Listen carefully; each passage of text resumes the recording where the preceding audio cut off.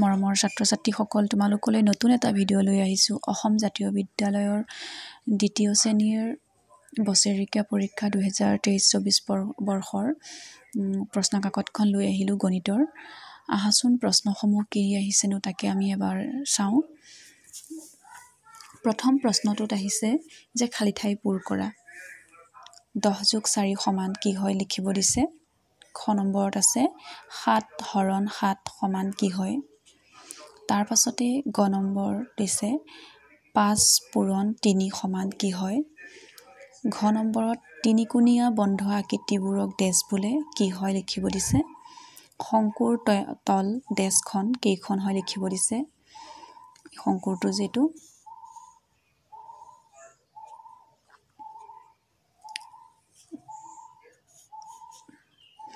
তাৰ পিছতে ঘনকৰ দাঁতি ডেছটা কেইটা হয় ঘনকৰ দাঁতি 100 সেন্টিমিটাৰ সমান কিমান সেন্টিমিটাৰ হয় লিখিব দিছে তাৰ পিছতে কৈছে যে আধা কিলোগ্ৰাম সমান কিমান গ্ৰাম হয় এদিন সমান কিমান ঘন্টা হয় স্কেল ব্যৱহাৰ নকৰাকৈ পেন্সিলেৰে টনা একাবেকা আঁচবোৰক ডেছ বোলে কি বোলে লিখিব দিছে তাৰ পাছতে 2 নম্বৰত তলৰ সংখ্যাবোৰৰ মাজত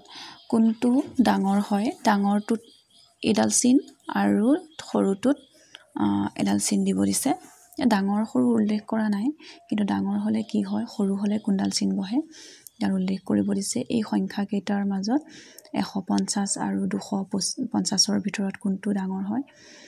বা কোনটো সৰু ডাঙৰ হলে ডাঙৰ চিনডাল আৰু সৰু হলে সৰু চিনডাল নিশ্চয় গম পায় আপোনালোকে তাৰ পিছতে এই সংখ্যাখিনি গম পালাই তাৰ পিছতে 3 নম্বৰ দিছে তলৰ প্ৰতিটো সংখ্যাৰ দুয়োফালে থকা সংখ্যা দুটা লিখিব দিছে মানে আগৰ কি হয় পিছৰ সংখ্যা কি হয় এই সংখ্যা দুটা উল্লেখ কৰি আগৰ আৰু পিছৰ সংখ্যা লিখিব দিছে তাৰ পিছতে দিছে তলৰ সংখ্যাবোৰ ডাঙৰৰ পৰা সৰুলৈ সজোৱা এই সংখ্যা কেইটা দি দিছে ডাঙৰৰ পৰা সৰুলৈ সজাব দিছে তাৰ পিছতে তলৰ সংখ্যা দুটা অংকৰে লিখিব দিছে যেহেতু আখৰে দি দিছে 149 আৰু 782 এইকেইটা মানে সংখ্যাৰে লিখিব দিছে অংকৰে তাৰপিছত তলৰ মণিখলাটোৰে নিৰ্দেশ কৰা সংখ্যাটো লিখিব দিছে মণিখলা আঁকিব নালাগে বুলি কৈছে কিমান হয় সংখ্যাটো লিখিব দিছে শতকৰ ঘৰত কেইটা আছে দশকৰ ঘৰত কেইটা আছে এককৰ ঘৰত কেইটা আছে দি দিছে ৰাউন্ড কৰি তাৰ পাছতে 7 নম্বৰটোত কৈছে যে বিস্তাৰ কৰি দেখুওৱা সংখ্যাটো চুটিকৈ লিখিব দিছে মানে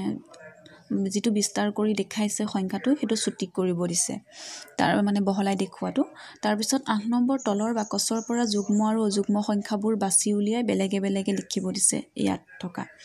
তাৰ পিছত তলৰ ভগ্নাংশটো সংখ্যাৰে লিখিব দিছে 12/7 এটো মানে আখৰে দিয়া হৈ আছে সংখ্যাৰে লিখিব দিছে তাৰ পিছত বিস্তাৰ কৰা এটো আকৌ বহলাই লিখিব দিছে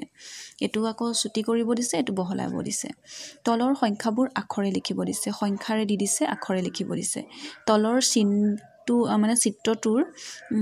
চিত্ৰটোৰ ৰং কৰা অংশখিনিয়ে বুজোৱা ভগ্নাংশটো লিখিব দিছে কেইটা কেনেকৈ ৰং কৰিছে কেইটাত ৰং কৰিছে কেইটাত নাই কৰা এইকেইটা ভগ্নাংশৰে লিখিব দিছে যেহেতু আনসাৰসমূহ কৈ গলে ভিডিওটো দীঘলীয়া হৈ গৈ থাকে সেয়ে ভাবিলো যে প্ৰশ্নসমূহকে আপোনালোকক দেখুৱালো যদিহে প্ৰয়োজন হয় উত্তৰসমূহ যদি প্ৰয়োজন হয় মোক জনালে মই উত্তৰসমূহ কৰি দিম তোমালোকক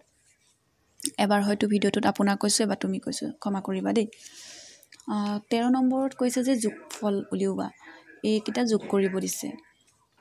তাৰ পিছত আকৌ পূৰণ ফল উলিয়াব দিছে 14 নম্বৰ কিটা পূৰণ কৰিব দিছে তাৰ পিছত সংখ্যা ৰেখাৰ সহায়ত হৰণ কৰিব দিছে কিটা তাৰ পিছতে 16 নম্বৰ তলৰ উক্তিবোৰ শুদ্ধ হয় নে অশুদ্ধ হয় লিখিব দিছে আয়তৰ দাঁতি বেকা ৰেখা এটো শুদ্ধ হয় নে অশুদ্ধ লিখিব দিছে তাৰ পিছত তিনটা অংকৰে লিখিব পৰা আটাইতকৈ সৰু সংখ্যাটো কি হয় হেতু লিখিব দিছে তাৰ পিছত গোলকৰ দাঁতি নাই এটো শুদ্ধ নে অশুদ্ধ হয় আয়তীয় ঘনকৰ চুক 8টা এটো শুদ্ধ হয় নে শুদ্ধ হয় বেলনৰ আটাইকেইখন তলেই সমতল এটো লিখিব দিছে শুদ্ধ হয় নে অশুদ্ধ তাৰ পিছত 17 নম্বৰত কৈছে যে তলৰ ঘড়ীটোত কিমান বাজিছে লিখিব দিছে তাৰ পিছত দিছে 18 নম্বৰত বাৰে বাৰে কৰা বিয়োগৰ সহায়ত হৰণ ফল উলিওৱা বুলি কৈছে এই বাৰে বাৰে কৰা বিয়োগৰ সহায়ত এটো কৰিব দিছে তাৰ পিছত দিছে তলৰ প্ৰতিটো শাৰীতে সংখ্যাবোৰ এটা নিৰ্দিষ্ট নিয়মত মানে সজোৱা আছে সেই নিয়মটো উলিয়াই লৈ প্ৰতিটো শাৰীৰে শেষত থকা খালী বাকচটো পূৰ কৰিব দিছে ইয়াৰ কি নিয়মত কৰা হৈছে 250ৰ পাছত 300 350 400 যিহেতু তোমালোকে আইডিয়া কৰিছে যে 50-50কৈ বাঢ়ি গৈ আছে যিহেতু এনেদৰে তাৰপিছতে আছে 125 225 325 425 তাৰপিছত কি হ'ব তোমালোকে নিশ্চয় গম পাইছা 525 হ'ব তাৰপিছত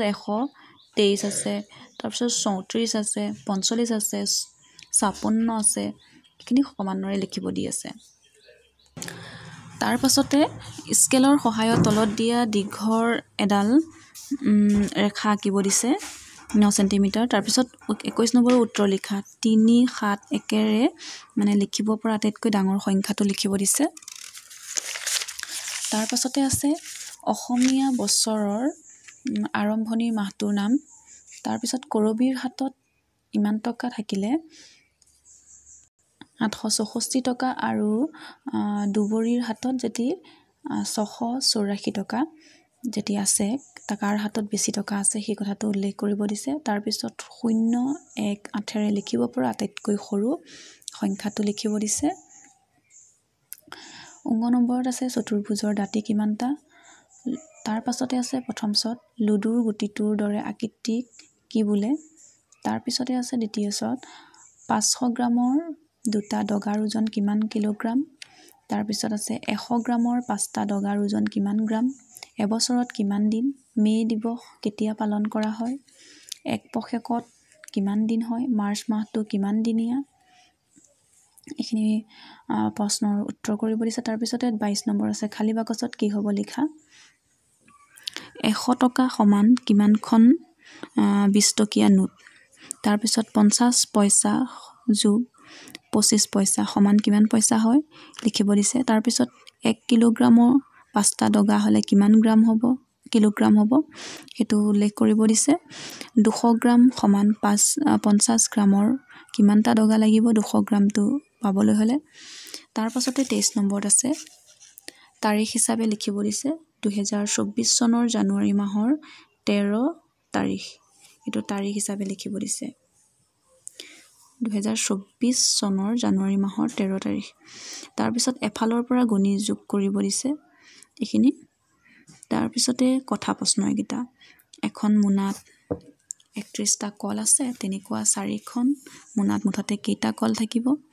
তোমাৰ হাতত 3খন 20 টকীয়া নোট আছে তোমাৰ হাতত মুঠতে কিমান টকা আছে তাৰ পিছতে আছে